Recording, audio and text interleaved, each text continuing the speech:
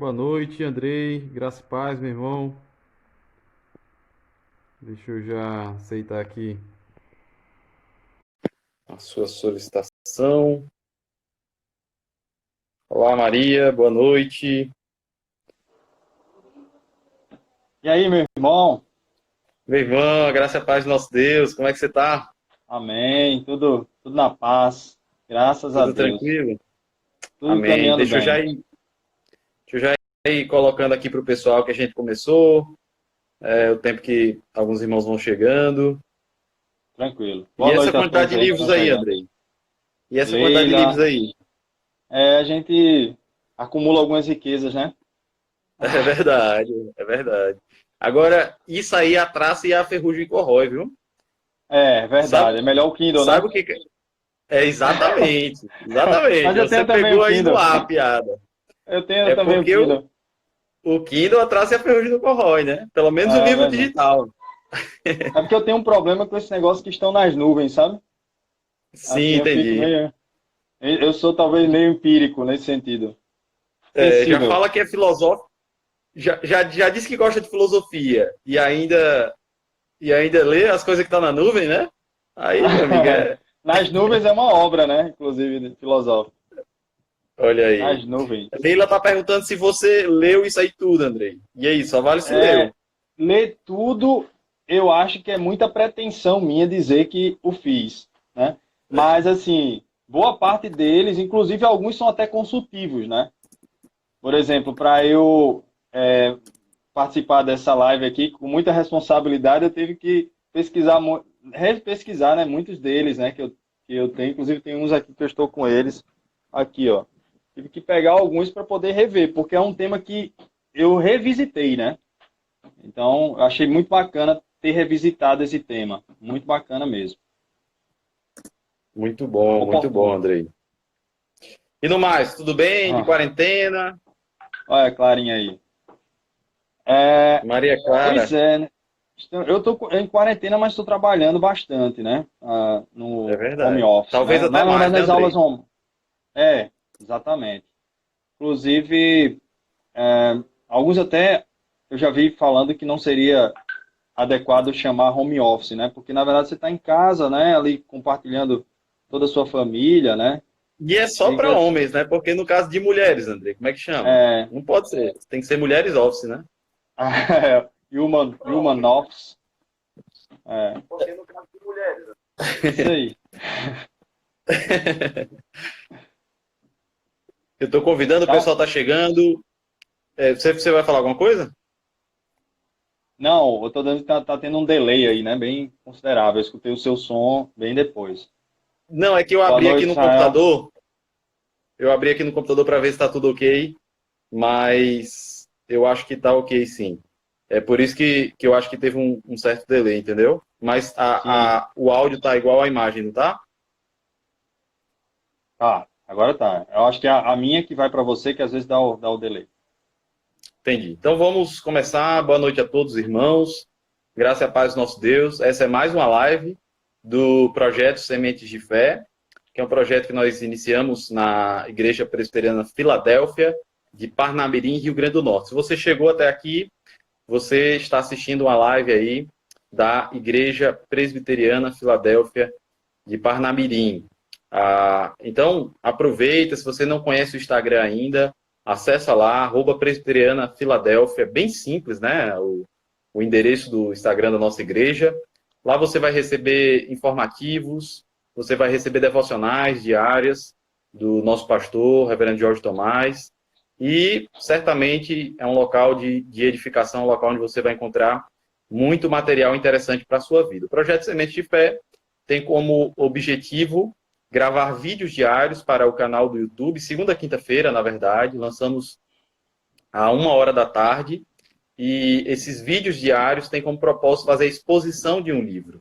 Nas últimas, nas últimas semanas, né, as últimas 10 semanas, nós falamos sobre o livro A Certeza da Fé, do pastor e teólogo holandês Herman Bavinck. Herman Bavinck é talvez aí um grande teólogo do passado, viveu num momento muito difícil da era cristã, precisou lidar com o liberalismo, foi alguém influente na sociedade da sua época, chegou a ser senador, e a gente conseguiu concluir a exposição dessa obra, que é muito valiosa para nós.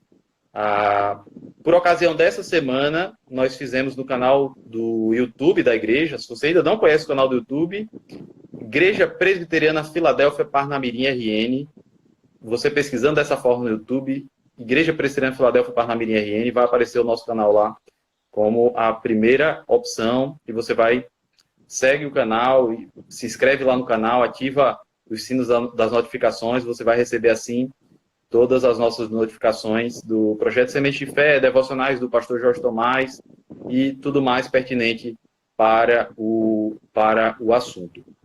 Como eu falei, essa semana nós falamos sobre o apêndice do livro. O apêndice não foi escrito por Herman Bavinck, mas é sobre o pensamento de Herman Bavinck. Mais especificamente, o apêndice do livro fala sobre esse tema que está aí afixado na sua tela, Agostinho, Bavinck e o mal moral. Agostinho, Bavinck e o mal moral. Nós sabemos que essa temática do mal moral é uma temática que chama muita atenção, né? De onde vem o mal? Qual a origem do mal? Eu defino o mal moral para diferenciar do mal calamidade, né? O mal moral é aquilo que nós praticamos, é o pecado. A calamidade tem a ver com fenômenos da natureza que muitas vezes alcançam as nossas vidas e trazem tragédias, dores, sofrimentos, como é o caso do coronavírus. Ainda que, às vezes, a calamidade seja motivada pelo mal moral, mas nós fazemos essa diferenciação. E quando estamos falando sobre a origem do mal, sobre a incompreensibilidade do mal, que é mais a temática do apêndice, nós nos referimos a esse assunto do mal moral. Mas, sem delongas, seja muito bem-vindo, presbítero, irmão, amigo Andrei Fernandes.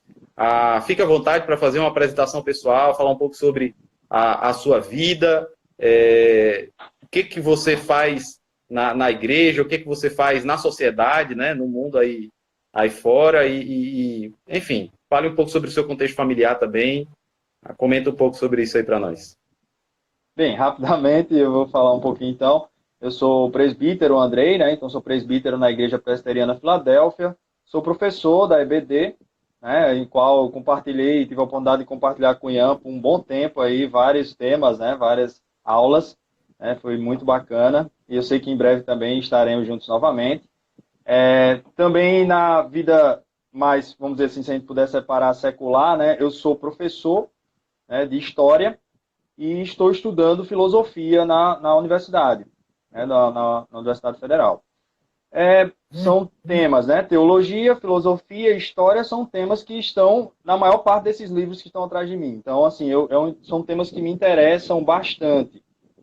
São minhas áreas de conhecimento, vamos dizer, né? Nas quais eu busco. Eu sei que estou muito, assim, ainda muito verde, né? Nessa busca, mas a gente luta aí, né, contra o tempo, contra as adversidades, e vai para conhecer um pouco mais de cada assunto. Mas é isso, basicamente é essa apresentação que eu faço. Sou cristão, né, reformado, então acho que já direciona um pouquinho a nossa discussão também, né? Às vezes a gente fica sobre que perspectiva a gente vai discutir, né? A gente sabe que tem a perspectiva da nossa igreja reformada, né? E aí a gente vai trilhando aí por esse caminho. Basicamente isso. Que segue uma tradição agostiniana, né, Andrei? Para a gente já situar aí o tema, que segue uma tradição anterior à própria reforma protestante, do conhecido Santo Agostinho, que era santo como todos nós somos ao sermos separados do mundo, né? E discípulos do nosso Senhor Jesus Cristo. Ian, Andrei, só um detalhe sobre o santo, né? O santo muitas vezes também era usado para separar os filósofos da igreja dos filósofos seculares, né? Então, às vezes a canonização se dava por um milagre, né? Que geralmente a igreja considerava, mas também por aqueles que eram considerados os sábios da igreja, né? Aqueles que lidavam com situações difíceis, como as que Agostinho teve que responder, né? O cristianismo foi colocado diante de situações difíceis, E aí coube a Agostinho, com a sabedoria de Deus, né? Buscando a sabedoria divina, nesse sentido de trilhar para respostas, né? Para oferecer respostas a questões como essa, né? Que envolve até a Odisseia, né? Que a gente pode já entrar aí nesse ponto, né? Teodiceia, Andrei, só para esclarecer para o público. Teo é Deus. E a etimologia, né? Odisseia seria o mal, né? Então, é mais ou menos assim? Pode ser entendido como mal, mas também como uma espécie de diqueia, né? Do grego como justiça divina, né? Então, Sim. pode ser encarado como justiça divina também, né? É o Mas problema geralmente da justiça divina, né? A questão que exatamente. trata com a problemática, o problema da justiça divina. Isso, que envolve o mal, né, no caso aí. Essa expressão ela foi usada por um filósofo, que inclusive eu até vou mencionar ele aqui, que é o Leibniz, né? Ele tinha uma perspectiva assim de trilhar por temas, né, teológicos, mas também é considerado alguém ligado muito à lógica, né, humana, mas Uhum, sim. teve muita obra ligada à lógica. E tem uma obra dele chamada Teodiceia, né, em que ele aponta essa questão. E na Teodiceia, ele traz 3 subtemáticas, que é a bondade de Deus, a liberdade do homem e a origem do mal. Entendeu? Então, só para você ver como essa questão da justiça divina, né, ela está ligada a esses temas, né? Bondade de Deus, liberdade do homem e a origem do mal. Interessante. Andrei, a princípio nós poderíamos pensar que, falando sobre a questão da incompreensibilidade do mal, a pergunta que a gente partiria, né, seria qual a origem do mal? É a grande questão aí, talvez, que a maioria esteja esperando. Onde é que surge o mal? Porque Deus criou todas as coisas e Ele criou o mal, né? Assim, é uma questão que, de fato, se tornou popular, ainda que ela tenha nascido num contexto da academia e tenha se desenvolvido muito ao longo dos anos. A gente acha que é uma pergunta recente. Todo jovem universitário do primeiro semestre de filosofia acha que acabou de descobrir uma pergunta inédita, né? Que ninguém nunca havia feito na história, e acha ali que por causa daquela pergunta ele vai conseguir desbancar toda a cristandade que não consegue responder aquilo desde que Agostinho, né, no século IV, já falava bastante sobre isso. Nós temos textos das escrituras também que não buscam responder de maneira absoluta, porque defendemos a incompreensibilidade do mal, mas tratam sobre essa questão do mal, né? Pincelam a origem e, em certa medida, falam sobre o problema do mal. Porém, eu acho que mais pertinente, a princípio, antes de nós falarmos sobre a origem do mal, seria entendermos qual é a natureza do mal. Ou seja, qual é a essência do mal, o que é o mal, né?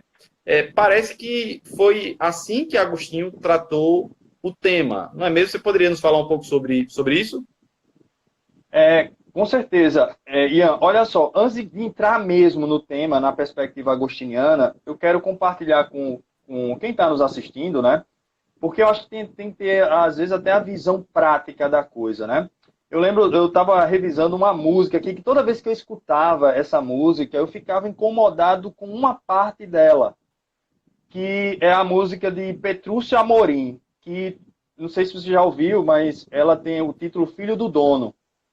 Aí ele começa a falar uma série de problemas que existem no mundo, inclusive fala do mal, dos fenômenos naturais, né, e tal, das pestes, das coisas que acontecem, mas também fala do mal, ele entra na questão do mal moral, né? Quando ele diz assim, por exemplo, tanta violência, tanto crime, né, tanta fome pelo poder. Aí lá no refrão ele diz assim: eu não sou o dono do mundo, mas tenho culpa porque sou filho do dono. Olha a perspectiva do refrão. Toda vez que eu via esse refrão, eu ficava um pouco incomodado, exatamente porque eu ficava pensando o seguinte: ele está culpando Deus pelo mal.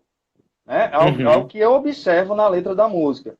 Então, dependendo de como a pessoa... Aí eu acho que vem foi bem essencial mesmo a defesa, né? Assim, o pensamento sobre o mal, quando Agostinho propôs pensar sobre isso, né? Diante de uma ameaça que aconteceu dos maniqueus, por exemplo, que colocavam... Isso aí a gente está falando, só para situar as pessoas assim em termos de época, é século IV, século V, que é considerado como a antiguidade tardia, né? O Agostinho de Hipona, ele está dentro do que os filósofos consideram como antiguidade tardia. Então, ele é um neoplatônico, né? Assim, ele traz, em parte, né, o pensamento de Platão, do filósofo Platão. Então, os maniqueus queriam pôr a culpa, né, do pecado, do mal, na carne. Se a carne é má, né? Fazendo aquele dualismo, né? Espírito é bom, carne é má. E aí Agostinho vem nessa perspectiva. Qual a natureza do mal? A natureza, a gente pensar o seguinte, o mal para Agostinho seria aquilo que não é pensado. Na verdade, é a não natureza, né? É como a gente pensar o seguinte, o que Deus faz é bom, mas, em parte, em algumas situações, ocorrem que há um desvio desse bem, né? E aí esse desvio é o mal, né? Aquilo que não atinge o bem. Então, se a gente pensar o seguinte, todas as coisas mudam, né? Tudo que é criado muda, mas Deus é imutável, porque ele não foi criado, né? Então, todas as coisas que são criadas para serem boas, mas elas são passivas de corrupção. Então, elas podem se corromper, né? Então, a partir de um movimento mesmo de pensamento, Santo Agostinho, né, foi trabalhando essas questões. Então, o mal não seria, por exemplo, algo pensado. É como se o mal fosse nada, né? Assim, é uma coisa que não é pensada. O que é pensado mesmo é o bem. O mal é como se fosse um acidente daquilo que foi o cumprimento do bem, né? Então, a gente tem o mal como uma privação do bem, né? Então, nesse sentido, a gente tem o pensamento de Agostinho. É bem interessante porque quando a gente fala assim, na ausência da luz, a gente tem as trevas, né? Uhum. Então, como se o mal dependesse daquilo que é para poder ser pensado. Porque até então ele não é pensado. O que é pensado é aquilo que é criado, aquilo que é natureza, né? Existe um conceito teológico interessante, Andrei, que é a ideia de que Satanás ele coordena o chamado reino parasita. Ele não tem um reino de fato. O reino das trevas é um reino parasita, né? Ele vive ou ele existe, né? A gente não pode falar vive porque até a palavra vida expressa uma coisa boa, né? Ele existe a partir de coisas boas que Deus criou. É sempre parasita, é sempre um ato de prostituir a coisa boa que foi criada. Então, houve uma criação boa e o reino das trevas prostitui aquilo ali, né? Pode continuar. E outra coisa, né, para associar Platão, né, Agostinho ao pensamento de Platão, todo mundo conhece aquela analogia de Platão sobre a alegoria da caverna, né? E a gente pensa ali o quê? Como o mundo das sombras, como sendo um mundo falho se comparado ao que é o mundo das ideias, né? Então, se a gente pensar, por exemplo, aquilo que é pensado que tem natureza para o bem. Só que existe a corrupção daquilo que é pensado. E aí essa corrupção, essa falha, essa imperfeição, aquilo que não atinge o bem, era o que era considerado o mal, né? Então a gente tem, a princípio, essa perspectiva da natureza do mal, né? Como a gente está discutindo, né? A natureza, a gente não está na origem, né? A gente está primeiro trabalhando essa questão da natureza. Então, como se a gente pensa assim, para Agostinho, é como se Deus dota o homem de ideias, né, de pensamentos, né, e tal, e aí o homem, em sua liberdade, falha nas ações. E essa falha que não atinge seria o que é considerado o mal, né, em si. E aí a gente pode até entrar um pouquinho na origem do mal, né? Já nessa perspectiva. Andrei, antes de você entrar na origem, tem uns conceitos da física que eu achava interessante. Isso quando eu estava no ensino médio, né? Tem com certeza mais de 7 anos. Deixa eu ver, 2009. Se você tem 7, imagine eu. 11 anos. 11 anos, mas... Vou nem contar. Mas, assim, o conceito, por exemplo, de, como você falou, trevas e luz, né? De fato, não existe escuridão. De fato, não existe. O que existe é ausência A de luz, ausência né? de luz. Não há uma coisa ali chamada escuridão, não há uma coisa que gere a escuridão. O que existe é a ausência da luz. Onde não há luz, há a escuridão. Né? Mas não tem uma coisa que promova a escuridão. É um conceito da física que, quando eu me deparei com isso, achei interessante. De fato, na apologética, a gente usa esse e um outro conceito que não existe o frio, né? Não existe o frio. O que existe é o calor. O que existe é o calor. Aí, que é a agitação das moléculas. Nada mais é do que a agitação das moléculas. Né? O calor é a agitação das moléculas. A ausência do calor é que gera o frio, né? Então tem coisas que a gente... Poxa, mas... Como assim? Eu estou sentindo o ar frio aqui. Eu estou vendo as trevas. Ou melhor, eu estou vendo um ambiente escuro, né? Essa é uma discussão muito antiga, né? Do ser e do não ser, né? A gente até... por muitos filósofos consideravam que o não ser não existe. O que existe é o ser. Né? Você pensa sempre no ser. E se a gente parar para pensar direitinho, até na questão da invenção dos números, você vê que o zero foi o último a ser inventado, porque exatamente é um nada, em tese. Né? Claro que você, colocando ele à direita, ele vai ter algum valor, né? Mas, a princípio, assim, o nada em si, como é que eu posso representar o zero, o nada, foi difícil. Então, nessa perspectiva, né, de que o não ser é algo que não, em si não existe, né? Não é, na verdade, né? Daí a gente fala não é, né? Na verdade, a gente nega aquilo que é, mas a gente pensa sempre no que é primeiro para existir o que não é, né? Então, essa linha de raciocínio, né? Então, outra coisa também, eu lembrei também do Kant, né? Do filósofo Immanuel Kant, que tem suas origens ali no pietismo, né?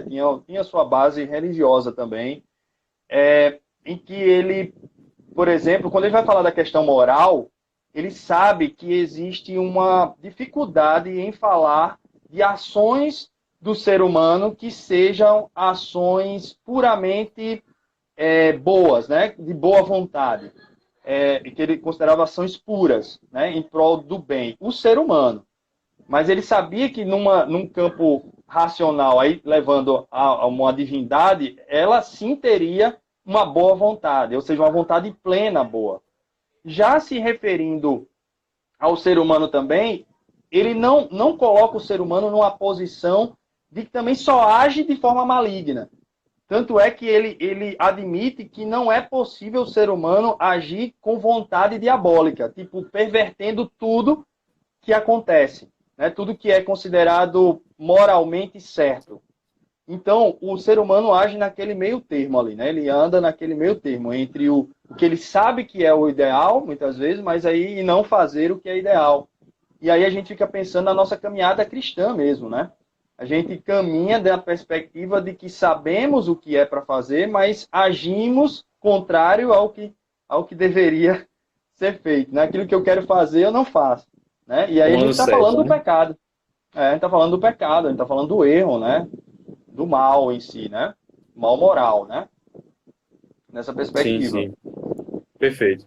Meu irmão, minha irmã, você que nos assiste, se o que nós estamos falando aqui de alguma forma lhe incomoda, você quer comentar alguma coisa, quer colocar a sua pergunta, fique à vontade. Põe a lenha na fogueira. A gente deixa o chat ativado, aí os comentários ativados, justamente para que vocês interajam, para que coloquem comentários, perguntas. Então, fiquem à vontade nesse sentido. Deus abençoe vocês e que seja muito edificante essa live para a vida de vocês. Então, Ian, a gente pode falar. Está com a presença do meu pai aí, viu? Que entrou agora. Muito bom. Alexandre Arão aí, ó. Arão Alexandre, mas ele tá... Então, seja bem-vindo aí. Meu pai é um exemplo aí. Eu conheço muita coisa com ele aí. Aprendo muita coisa muito com ele. Muito bem. Seja muito bem-vindo, seu Alexandre Arão. E vamos lá. Então, Andrei definiu aí um pouquinho qual é a natureza do mal, segundo Agostinho. A ideia é justamente de privação do bem. Essa é a natureza, essa é a essência, né? Agora sim, né, Andrei? Segundo o Agostinho, qual é então a origem do mal? Pois é difícil, né? Precisar como a gente, é algo incompreensível, né? Ele fez um movimento muito bacana e aí eu sugiro a quem estiver aí conosco olhar as confissões, né? No livro 7, ele vem falando ali, depois de ter defendido sobre a questão de que o mal não era substancial, né? Seja ele material, né? Ou um tipo de espírito, alguma coisa, criado por Deus. Então ele vem falando sobre a questão do... Aí ele vem falando sobre a causa do mal, sobre o Deus incorruptível, e sempre aquela discussão de que ele não poderia, né, pensar como se Deus é de todo bom, saindo dele algo que seja sendo criado algo para o mal. Então,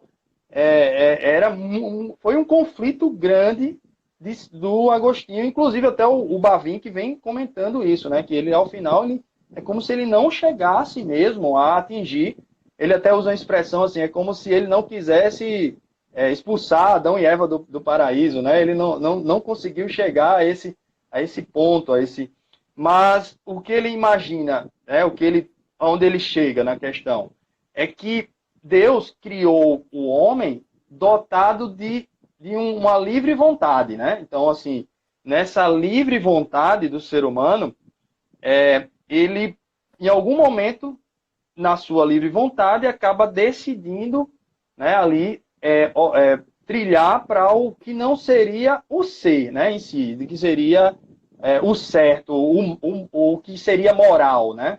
Mas ele parte para o caminho oposto. E aí o mal, né, ele aparece. Ou seja, aí seria a origem do mal. Então, ou seja, num contexto de criação, né? Se a gente for olhar ali, no contexto da criação do ser humano, né? Quando ele resolve passar, né, para trilhar para esse caminho. Agora, só tem um detalhe aí. Mesmo assim, se a gente for pegar essa regressão, que a gente fala de regressão à causa primeira, né? Se a gente for regredindo, mas de onde vem o intento do homem em cometer isso? De onde vem o intento dos anjos? Né? Porque também há um momento que Agostinho também leva isso meio que para os anjos, né? Para os seres celestiais. Mas de onde vem esse intento? Aí eu não sei por que Santo Agostinho não fez a mesma coisa que ele fez quando alguém perguntou onde estava Deus antes de criar o homem. Que ele deu aquela resposta, né, que estava preparando o suplício para os que fizessem a pergunta. Porque, de fato, é muito difícil você... É incompreensível você chegar a essa explicação, né? De onde vem, né, no sentido da origem, né? É muito difícil responder, mas o movimento filosófico do Agostinho é fantástico, né? Dele ter o cuidado, né? Primeiro ele resolveu o problema dos maniqueus, né? Que já era vamos dizer assim, a situação mais complicada ali, e chegou à conclusão que de fato o mal não é uma substância, não é substancial, somente aquilo que Deus cria é substancial. Então o mal, ele é uma privação do bem. Isso aí foi. Agora, em relação à origem, ele busca, né, explicar, fazer um movimento filosófico, mas não chega a uma conclusão, né, assim, fechada, né? Então, esse é o problema, né, do mal em si, né? Isso, exato. André, é interessante esse tema da incompreensibilidade do mal, porque muitas vezes a gente acha que tem que dar uma resposta cabal e absoluta para essa problemática, né? Para essa problemática. E assim, as escrituras não revelam tudo sobre o mal. E na medida que o mal é a ausência de alguma coisa, não há como descrevê-lo de maneira tão precisa, né? Tão absoluta. E de fato, é honesto para um cristão definir algumas coisas que as escrituras revelam, mas não adentrar ou não querer responder de maneira cabal e absoluta aquilo que as escrituras simplesmente não revelam. Simplesmente não revelam. Deuteronômio, capítulo 29, verso 29, diz: as coisas ocultas pertencem ao Senhor nosso Deus, mas as reveladas pertencem a nós e aos nossos filhos, para que cumpramos cada palavra dessa lei. Então, existem muitas verdades sobre diversas coisas que acontecem que nós simplesmente não saberemos. Isso porque nós somos seres finitos. Existe uma verdade sobre o que é chamado de incompreensibilidade de Deus, que na verdade não é que Deus não seja compreensível, é que nós não temos capacidade de compreender Deus. É porque Deus é um ser infinito e nós somos seres finitos. Um ser finito nunca irá compreender um ser que é infinito. Né? Então, assim, quem alcançou a mente de Deus? Quem foi o seu conselheiro? Quem a ele deu primeiro? Séculos, né? Então, existem verdades que, de fato, são inalcançáveis para o ser humano. Que não significa que nós não visitamos, que a gente não busque esses assuntos, que a gente não procure compreender essa temática da origem do mal. Pode falar, André. Os filósofos, né, chamavam isso de aporia, né? É quando você não consegue ali chegar, você chega num limite, né? E, de fato, eu acho extremamente honesto, né? Até porque o que acontece? O que passar disso começa a soar como uma espécie de explicação que você até usa uma linha de raciocínio, ela entra como um mito, basicamente um mito, né? Especulação, né? Uma especulação, uma conjectura. A gente chama de teologia especulativa. Uma conjectura. Então é nesse sentido. Pois é, Andrei. E a gente falou sobre Agostinho, né? Pensamento de Agostinho e tal. E essa questão.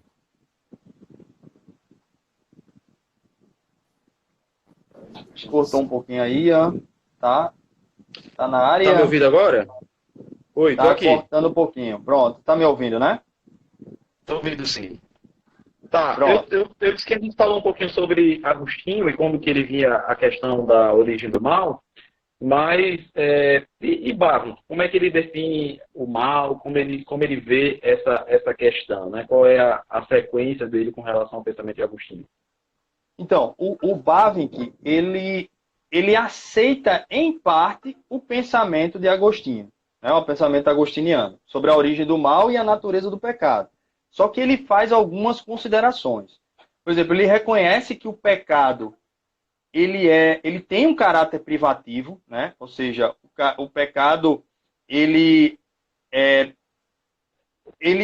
uma coisa que não é pensado, né? Como não é algo que faz parte da natureza, não é algo criado, né? Ele então nega a natureza substancial do pecado, seja a natureza material ou espiritual, né? Então o pecado é uma falha, né? Ele é um erro assim da perspectiva daquilo que foi criado. Só que Bavinck ele vai ele vai fugir um pouquinho daquela perspectiva que existia, né? Porque, como eu falei, Agostinho ele era adepto da perspectiva platônica, né? Do ser e da privação do ser. Mas o Bavinck não. O Bavinck ele vai ter a ideia de certa positividade no pecado, no mal, né? No sentido de você pensar o mal como sendo algo que pode você pode pensar o mal, diferente de Agostinho que pensava que era nada, tipo que você não deveria, assim, não é algo que é pensado, mas o Bavinck não, já trilha a perspectiva de que é algo que pode ser pensado. Só que o pecado, para Bavinck, é um parasita do bem, né? Sem vida própria. Eu acho que você até fez a analogia aí no início, né? É uma espécie de desvirtude, só que algo que pode comprometer o bem nesse sentido, né? Na alteração, pode corromper o bem. Então, Bavinck, nesse contexto, ele vai um pouco além aí do próprio Agostinho, né? Para ele, o pecado tem um poder desagregador e destrutivo. do que seria o que é moral, o que é bem, né? Então, o pecado é a violação daquilo que deveria ser da criação. É o deveria ser da criação. E isso, o pecado representa uma violação. Também outra coisa que a gente pode destacar aí no pensamento de Bavinck é com relação à questão ética, né? O pecado, ele transgride a lei. A gente falou da questão de ser destrutivo, mas o pecado também, ele transgride a lei. O pecado não pertence à criação. Passou a existir por causa da desobediência e transgressão da criação, né? Do ser humano. Então, entrou na criação, mas não pertence à criação. Deus não é autor do pecado, mas o pecado não está fora de seu conhecimento. Eu achei essa parte de Bavinck, ela já entra numa esfera, eu acredito até um pouco mais, porque ele entra na soberania de Deus, né? Nesse sentido, né? Na perspectiva da soberania de Deus. Então, apesar de Deus não ser o autor, mas não está fora do seu conhecimento, da sua vontade e de seu poder, né? Que é outra perspectiva. Então, Deus, é provável aí, dentro da perspectiva de Bavinck, né? Ele acredita que Deus certamente desejou a possibilidade do pecado. A possibilidade. Né? A possibilidade de pecar vem de Deus, a possibilidade. A ideia de pecado foi concebida primeiro em sua mente, já que ele dotou o homem de liberdade naquele contexto. Mas a questão aí é que a causa do pecado, né? Então Deus não cometeu o pecado, mas o fato de estar ciente, de saber de tudo e saber da possibilidade, né? Tudo isso estava na mente de Deus. Um pouco, né? Seria ele trilha aí para o lado da positividade do pecado, né? Ou seja, ele está no ser humano, ele é algo que pode ser pensado pelo ser humano, né? E ele pode transgredir a lei de Deus. Mas é sempre porque o risco que corre aí, se você trilhar pelo pensamento de Bavinck, fica interessante, porque é a questão assim de você cair naquela concepção de que Deus foi pego de surpresa com o pecado, né? Então, com o mal. Deus não sabia e inesperadamente o mal aconteceu. Saiu do controle de Deus, né? Então, o Bavinck fecha nessa perspectiva de que o Deus estava assim, não só por dentro da situação, como também estava na possibilidade que isso pudesse, que acontecesse, estava no pensamento de Deus, né? Isso. Andrei, comentando um pouquinho do que você falou aí, até mesmo já respondendo a pergunta de Leila colocou aí, então o mal não foi criado. Só para comentar um pouquinho disso, o que acontece, irmãos, é que normalmente a questão ela se coloca de duas formas. Se pergunta, Deus é o criador do mal? E às vezes se pergunta, Deus é o autor do mal? Veja que essas expressões elas são consideravelmente diferentes. Para falar sobre criador do mal, eu precisaria pensar no mal como sendo uma criatura. E como vimos, mal não é uma criatura, não é um ente. Não é substância. Não é um ente. O mal é uma atitude. Atitude não tem criador. Atitude tem autor. Criatura tem criador. Atitude tem autor. Então, a pergunta mais correta é quem é o autor do mal e não quem é o criador do mal. Ainda que seja uma questão bem simples, mas muita gente confunde essa questão. Então, mal não tem criador porque ele não é uma criatura. Agora, o mal tem autor, porque o mal é uma atitude, o pecado é uma atitude. O que é o pecado? É agir em desconformidade com a lei de Deus. Veja, se Deus fosse autor do pecado, ele agiria em desconformidade a ele mesmo? Não tem como. Né? Porque tudo que nós fazemos porque somos aquilo que estamos fazendo. Deus é perfeito, ele é bom no seu ser, imutável no seu ser, sabedoria, justiça, santidade. E nada do que ele faz é errado. De maneira que ele não pode ser autor do mal. Nenhuma atitude de Deus é uma atitude errada. Nenhuma atitude de Deus é uma atitude pecaminosa. É por isso que a confissão de fé da nossa igreja, né, lá no capítulo 3, os decretos eternos de Deus, na primeira sessão, quando fala sobre os decretos de Deus, fala que Deus decretou todas as coisas, ainda que ele não seja autor do mal. Quem é autor do mal? Autor do mal são os anjos caídos, né? Aqueles que desobedeceram à vontade de Deus, que pecaram. Jesus fala isso expressamente. Satanás é mentiroso e assassino, porque vem pecando desde o princípio. E o ser humano, quando de fato peca contra Deus, desobedece a Deus, ali ele se torna autor do pecado. Ali ele se torna o primeiro a pecar. Adão digamos assim, como representante da raça humana, o grande autor do pecado, e todos se tornam autores de pecados específicos, né? A gente diferencia o pecado original, ou o pecado como a consequência da queda, e atos pecaminosos. Então, criador não, autor também não. Agora, que Deus concebeu a ideia de pecado, isso é inevitável. Isso é inevitável, né? De fato, é bem o que Andrei tem colocado. Ainda que ele não tenha, ainda que a gente não pode dizer que ele quis que o homem pecasse. Tiago deixa isso muito claro. Ninguém pode dizer ao ser tentado, fui tentado por Deus, porque ele a ninguém tenta. Então, quando Deus pensou sobre o pecado, ele não fez de maneira que desejasse que o homem pecasse, ou que quisesse que o homem pecasse, né? Ele fez de uma maneira completamente santa e justa. Tá, mas o que aconteceu foi que o homem pecou e nada sai dos propósitos de Deus. Ok, esse é um dos pontos que a gente diz assim, a Bíblia só revela até aqui. A Bíblia só revela até aqui. Mais do que isso, é entrar em especulação.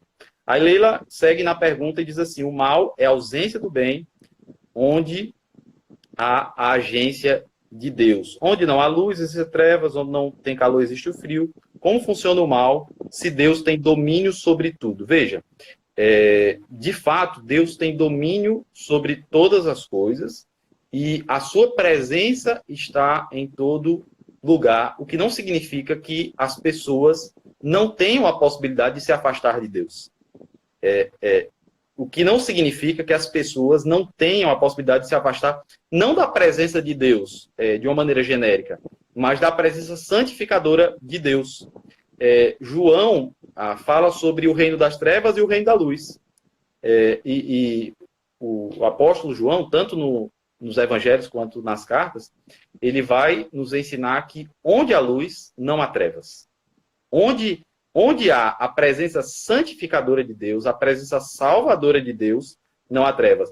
Ian, mas então as pessoas que vivem nas trevas, Deus não está ali? Está. Mas ele está na sua presença como um juiz. Ele não está para santificar. Ele não está para restaurar aquelas pessoas. Ele está para condená-las.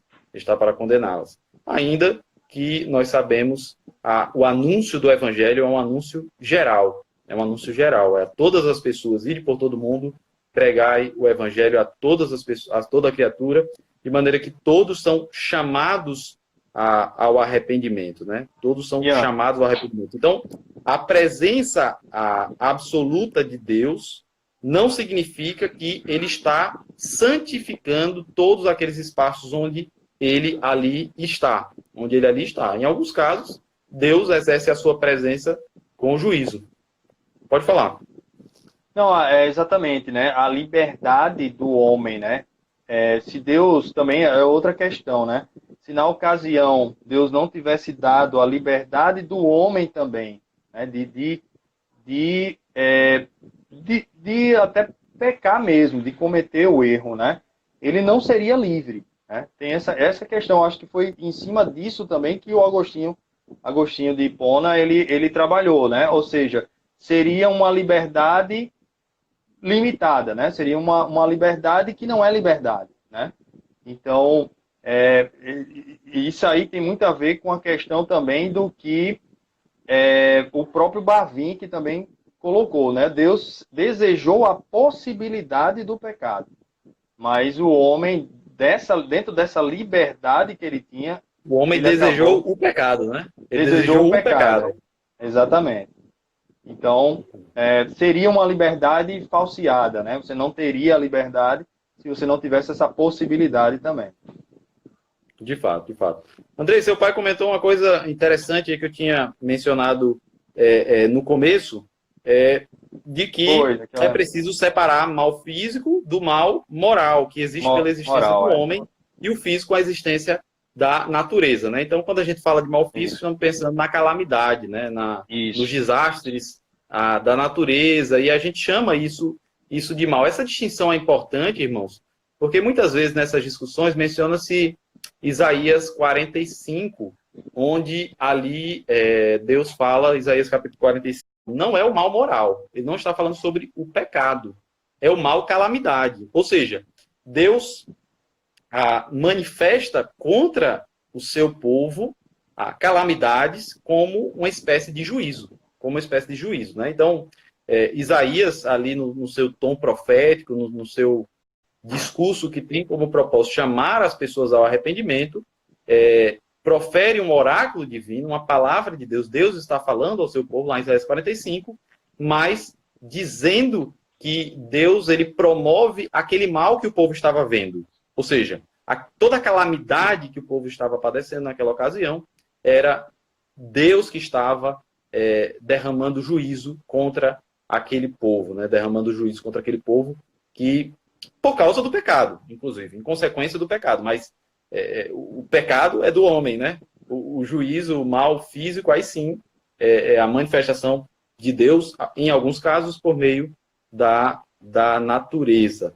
E ele vai dizer também, Andrei, que para o mal moral, Agostinho sugere a questão da escolha do livre-arbítrio, porém o próprio livre-arbítrio não é a verdadeira liberdade. Você quer comentar um pouco essa questão? Cortou um pouquinho aí, eu não sei se eu quero comentar, é isso? Isso. Não, exatamente, né? A questão, Agostinho propõe a questão do livre-arbítrio aí, né? Para a questão do mal, né? Aí a questão de que o livre-arbítrio não é a verdadeira liberdade, aí teria que definir aí, né? Porque nesse sentido lá, na ocasião, né, era a liberdade que se tinha diante de algumas possibilidades, né? Não uma plena liberdade, porque aí teria que... Ele tá livre dentro de algumas possibilidades, não plenamente, né? Se a gente for De fato, abranger demais, assim. o conceito de liberdade é sempre um conceito relativo, né? A gente sempre fala sobre liberdade de alguma coisa ou para alguma coisa. É difícil nós pensarmos no conceito de liberdade absoluta. Só quem tem liberdade absoluta é Deus, né? Porque só Ele é livre de qualquer influência, de qualquer... né? De fato, Ele tem essa liberdade absoluta. Sempre que nós falamos em liberdade, nós falamos em termos de liberdade relativa. Liberdade, eu tenho liberdade de fazer isso, eu tenho liberdade de fazer aquilo, ou disso, daquilo. O homem não é livre do pecado, a menos que seja libertado por Cristo, né? O homem, ele de fato é escravo do pecado e através de Cristo Jesus, né, por meio da ação do Espírito Santo, quando Deus o converte, aí sim ele se torna livre do pecado, que não significa liberdade para fazer qualquer coisa, né?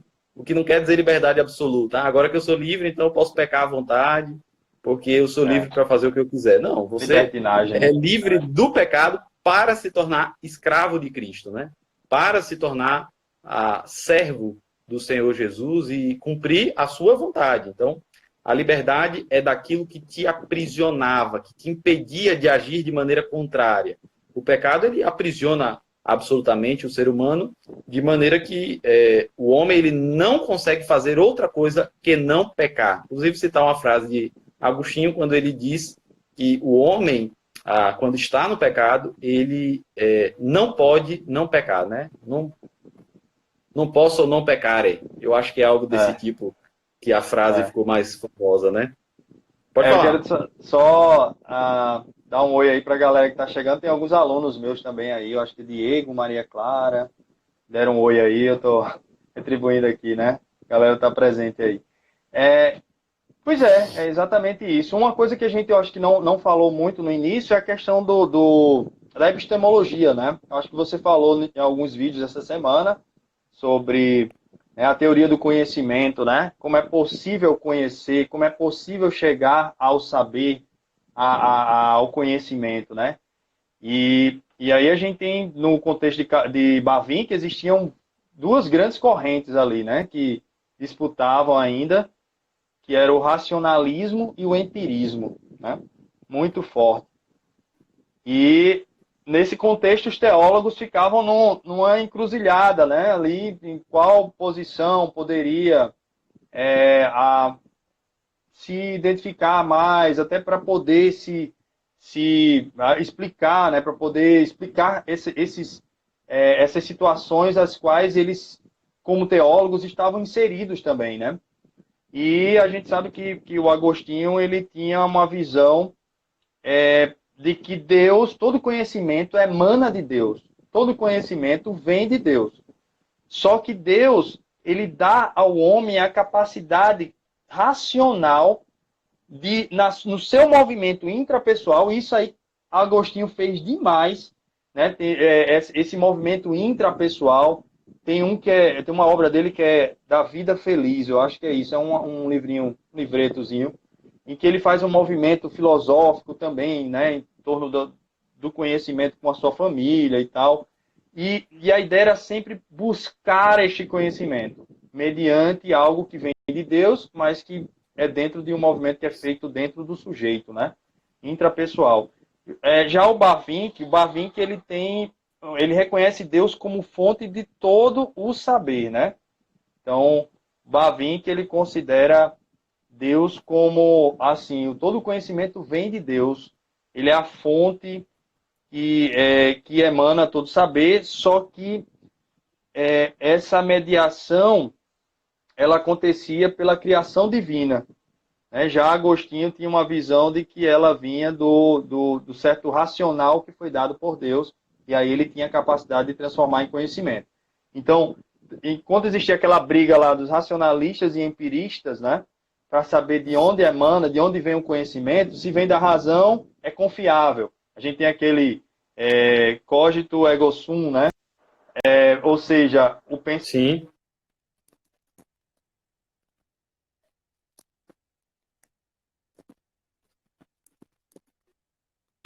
Já os empiristas, com Hume, por exemplo, aí, não, o conhecimento vem da sensibilidade, daquilo que é sensível, daquilo que eu posso tocar, que eu posso ver, né? Só que para os racionalistas, o sensível era enganoso. Para o contrário, na verdade, a razão ela era limitada, né? Você precisa, nós somos uma tábua rasa e tudo que a gente sabe é aquilo que a gente vê, do que a gente vê e contempla. Então, nessa briga, o que vale destacar é que Bavinck ele traz para a visão mais trinitariana, né, o conhecimento. Deus é a fonte de todo ser, o Espírito Santo é a faculdade da razão. Olha só que fantástico, né? Ou seja, enquanto a razão estava no intelecto puramente, né, por parte dos outros filósofos, outros pensamentos, até dentro do cristianismo, mas aí o Bavinck vem trazendo para Deus, né? A centralidade para a Trindade, para o Espírito Santo, né? Para Deus Pai, Deus Filho e Deus Espírito Santo. Então, ele pensa, né, na verdade, aí, de que o mal não seria apenas uma nulidade, mas sim uma privação ativa e que era possível falar da existência do mal. A gente só não pode compreender o que a gente está dizendo ao falar, ao fazer, né? Ao estar inserido nesse contexto do mal. Bem, de uma maneira sintética, eu acho que é isso em relação ao pensamento, né, do Bavinck comparando com Agostinho. Não sei se tem mais algum ponto aí que você queira perguntar, Ian. Eu acho que é isso mesmo, Andrei. Só comentar o que o Glaucio colocou aqui, e aí a gente pode partir para as considerações finais, até porque temos aí pouco mais de 3 minutos, um pouquinho mais.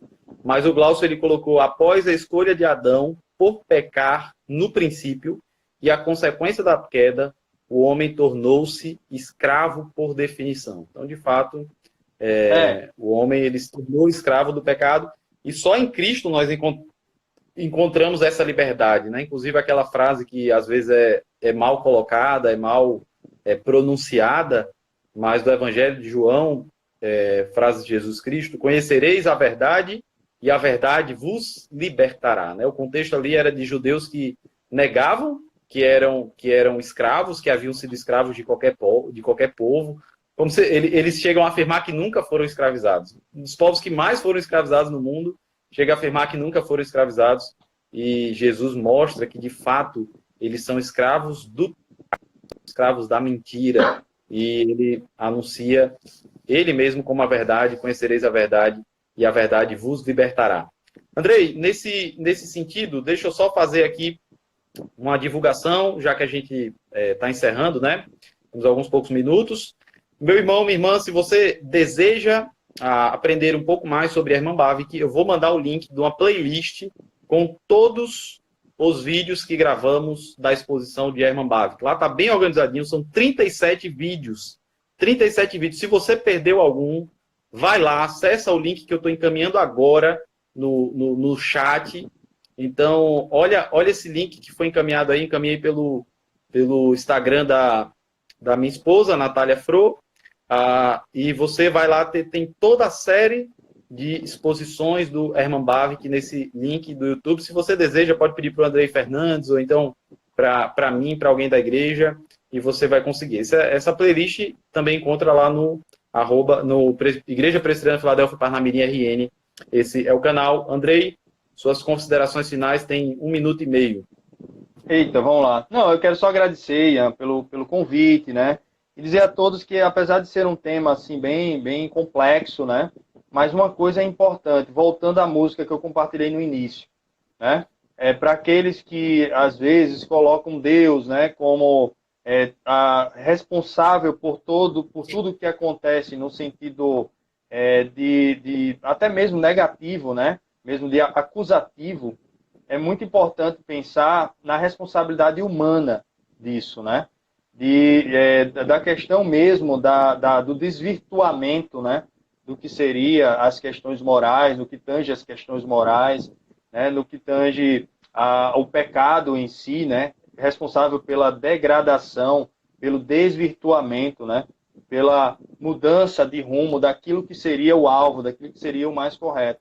Então, acho que cabe para nós, como cristãos, pensar num Deus que é soberano, que sabe de tudo, que promoveu, não só, né, com isso, com o erro, a possibilidade do acerto, né? Então, a gente saber que o sacrifício de Cristo nos deu essa liberdade. E seguir na caminhada cristã com fé, sabendo que eu não sou, como diz a música lá, né? Não sou dono do mundo, mas quando eles têm culpa, na verdade eu tenho o privilégio de ser filho do dono, né? Então essa é a mensagenzinha que eu deixo para o final aí. Que Deus abençoe a todos, a você também aí, né? Já o pai aí, né? O pai mais novo aí. Amém. Amém. Eu sei o que você quis dizer, viu, irmão? Meus irmãos, muito obrigado a todos também. Coraçãozinho vai aparecendo aí. Deus abençoe. Muito obrigado, Andrei. Muito obrigado mesmo. Que Deus te abençoe ricamente. Leila, Glaucio participando, Arão, pai de Andrei, Ícaro, o pastor Jorge sempre está presente aí participando da nossa live. E um forte abraço. Vou encerrando aqui. Até mais. Tchau, pessoal. Boa noite.